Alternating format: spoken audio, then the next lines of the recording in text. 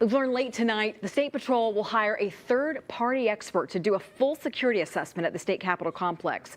The Department of Public Safety saying it's a discussion that started after the attacks on state lawmakers in their homes. And it comes as a DFL senator who says she was on suspect Vance Belter's hit list today called on the legislative auditor to independently review safety policies and procedures. She spoke with our Jay Coles about the fear she felt after finding out she was on the list.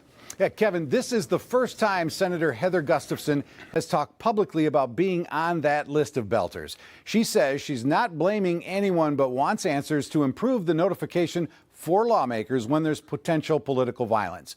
And earlier today, Governor Tim Walz responded to Gustafson's call for that independent audit.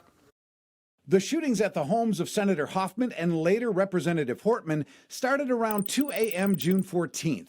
Senator Heather Gustafson says she was not notified until nearly 4 hours after the initial shooting. That's about the same time she found out she was on Vance Belter's so-called hit list. What was it like to find out you and potentially your family were on that hit list?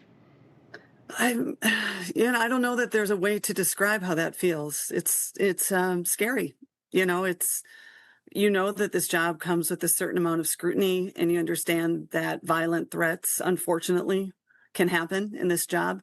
But my family didn't sign up for that. Gustafson tells me there was not a coordinated response to warn lawmakers quicker that morning. What did you specifically ask for? Again, not assigning blame to a person, but we do owe it to ourselves and the public to find out where the breakdowns happened and how we can make it right. Gustafson now wants an independent audit by the legislative auditor to answer those questions. We have Capitol security in place to make sure that the building is secure, although we clearly have some questions over what happened over the weekend. But what happens and who is in charge of letting legislators know that there is an imminent threat when they're outside of the Capitol? When asked about Gustafson's audit request, Governor Tim Walz told reporters he supports getting some answers. Yeah, I think we need to know, and as more information comes out, times that was there, once again, I think you can always learn from these things. The hope is you never have to replicate a response.